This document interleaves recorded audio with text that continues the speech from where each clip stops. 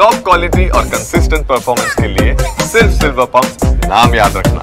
ಬಣಗಳಿಲ್ಲ, ಪ್ರತಿಷ್ಠೆಗಳಿವೆ. ಆದರೆ ಒಂದನ್ನು ಅರ್ಥ ಮಾಡ್ಕೋಬೇಕು, ಈ ಒಣ ಪ್ರತಿಷ್ಠೆಗಳಿದಾವಲ್ಲ, ಈ ಒಣ ಪ್ರತಿಷ್ಠೆಗಳೇ ಬಣಗಳಾಗಿ ಕೊನೆಗೆ ಪಕ್ಷವನ್ನು ಮೂಲೆಗೆ ಹಾಕಿ ಬಣ ಅಂದಿದ್ದನ್ನು ನಾವು ನೋಡಿದ್ದೀವಿ. ಈಗ ಕಾಂಗ್ರೆಸ್ ಭಾಳ ಸುಸ್ಥಿತಿಯಲ್ಲಿದೆ. ಇಂಥ ಸಂದರ್ಭದಲ್ಲಿ ಎಷ್ಟರ ಮಟ್ಟಿಗೆ ಚರ್ಚೆಗಳಾಗ್ತಾ ಇವೆ ನೋಡಿ. ಒಬ್ಬರಾದ ಮೇಲೆ ಒಬ್ಬ ನಾಯಕರು ದೆಹಲಿಗೆ ಹೋಗ್ತಾ ಇದ್ದಾರೆ. ಒಂದು ಕಡೆಗೆ ಸತೀಶ್ ಜಾರಕಿಹೊಳಿ ಹೋಗಿ ಬಂದರು, ಅದಾದಮೇಲೆ ರಾಜಣ್ಣವರು ಆರಾದ ಮೇಲೆ ಈಗ ಪರಮೇಶ್ವರ್, ಡಾಕ್ಟರ್ ಜಿ ಪರಮೇಶ್ವರ್ ದೆಹಲಿಗೆ ಹೋಗ್ತಾ ಇದ್ದಾರೆ, ದೆಹಲಿಗೆ ಪ್ರಯಾಣ ಮಾಡಿದ್ದಾರೆ. ಇವತ್ತು ಬೆಳಗ್ಗೆ ಅವರು ದೆಹಲಿಗೆ ಹೋಗಿದ್ದಾರೆ, ನಾಯಕರನ್ನ ಭೇಟಿ ಮಾಡ್ತಾರೆ, ಮಾತುಕತೆ ಮಾಡ್ತಾರೆ. ಖಾಸಗಿ ಕೆಲಸದ ಹಿನ್ನೆಲೆಯಲ್ಲಿ ನಾನು ಹೋಗ್ತಾ ಇದ್ದೀನಿ ಅನ್ನುವಂಥ ಮಾತನ್ನು ಹೇಳಿದ್ದಾರೆ. ಯಾವ ಕಾರಣದಿಂದ ಹೋದರೂ ಕೂಡ ಕಾರಣ ಏನು ಅನ್ನುವಂಥದ್ದು ಜಗತ್ತಿಗೆ ಗೊತ್ತಿದೆ. ಖಾಸಗಿ ಕೆಲಸಕ್ಕೆ ಹೋಗೋಕ್ಕೆ ಇಷ್ಟೊಂದು ಸದ್ದು ಸುದ್ದಿ ಆಗಬೇಕಾ? ದಲಿತ ನಾಯಕರ ಸಮಾವೇಶ, ಈ ವಿಚಾರಕ್ಕೆ ಸಂಬಂಧಪಟ್ಟಂಗೆ ಆದಂಥ ಮೀಟಿಂಗು, ಆ ಮೀಟಿಂಗಿಗೆ ಡಿ ಕೆ ಶಿವಕುಮಾರ್ ಅವರು ಕಡಿವಾಣ ಹಾಕಿದ್ದು, ಮೀಟಿಂಗ್ ನಡೆಸಬಾರದು ಅಂತ ಹೇಳಿದ ತಕ್ಷಣ ಈ ನಾಯಕರು ಕೆಂಡಾಮಂಡಲ ಆಗಿದ್ದು, ಅದಾದಮೇಲೆ ಮುಖ್ಯಮಂತ್ರಿ ವಿಚಾರಕ್ಕೆ ಸಂಬಂಧಪಟ್ಟಂಗೆ ಸ್ಟೇಟ್ಮೆಂಟ್ಗಳನ್ನು ಕೊಟ್ಟಿದ್ದು, ಒಬ್ಬರಾದ್ಮೇಲೆ ಒಬ್ಬರು ಸ್ಟೇಟ್ಮೆಂಟ್ಗಳನ್ನು ಹಾಕಿದ್ದು.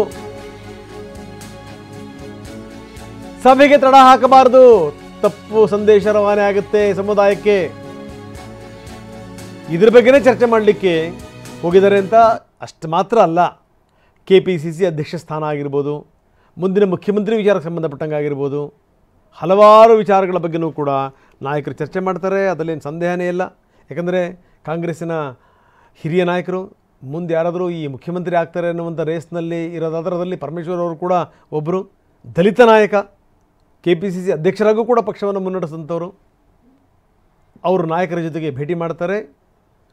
ಇಂಪಾರ್ಟೆಂಟ್ ಸಂಗತಿಗಳಿಲ್ಲದೇ ಅವ್ರು ಹೋಗಲಿಕ್ಕೆ ಸಾಧ್ಯವೇ ಇಲ್ಲ. ಬನ್ನಿ, ನಮ್ಮ ಪ್ರತಿನಿಧಿ ಪ್ರಸನ್ನ ಈಗ ನಮ್ಮೊಂದಿಗೆ ನೇರ ಸಂಪರ್ಕದಲ್ಲಿದ್ದಾರೆ. ಪ್ರಸನ್ನ, ಒಬ್ಬರಾದ್ಮೇಲೆ ಒಬ್ಬರು ದಿಲ್ಲಿಗೆ ಹೋಗ್ತಾ ಇದ್ದಾರೆ. ಒಂದು ಕಡೆಗೆ ಸತೀಶ್ ಜಾರಕಿಹೊಳಿ ಹೋಗಿ ಬಂದಾಯಿತು, ಅದಾದ ಮೇಲಿನ ಹಂಗಾಮಗಳನ್ನು ನಾವು ನೋಡಿದ್ದೀವಿ.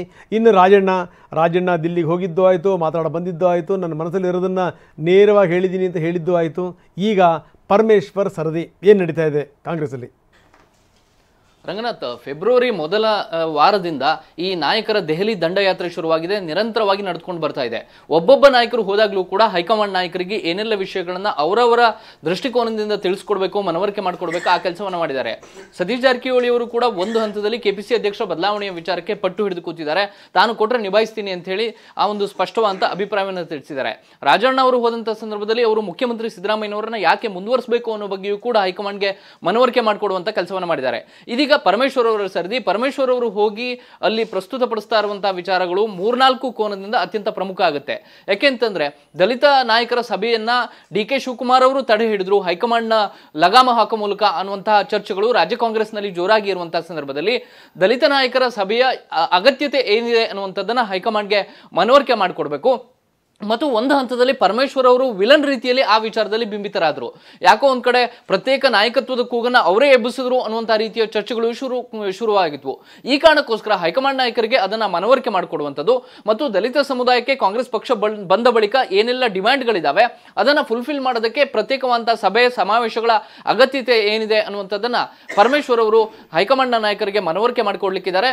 ಜೊತೆಗೆ ಉಳಿದಂತಹ KPCC ಅಧ್ಯಕ್ಷ ಸ್ಥಾನದ ಬದಲಾವಣೆ ಮತ್ತು ಮುಖ್ಯಮಂತ್ರಿ ಸ್ಥಾನದ ಯಥಾಸ್ಥಿತಿಯನ್ನ ಕಾಯ್ದುಕೊಂಡು ಹೋಗಬೇಕು ಅನ್ನುವಂಥ ಅನಿವಾರ್ಯತೆಯನ್ನು ಕೂಡ ಹೈಕಮಾಂಡ್ ನಾಯಕರಿಗೆ ಮನವರಿಕೆ ಮಾಡಿಕೊಡುವಂಥ ಪ್ರಯತ್ನಗಳನ್ನ ಪರಮೇಶ್ವರ್ ಮಾಡುವಂಥ ಸಾಧ್ಯತೆಗಳಿದ್ದಾವೆ. ರಂಗನಾಥ್, ಧನ್ಯವಾದ ತಮ್ಮೆಲ್ಲ ಮಾಹಿತಿಗೆ.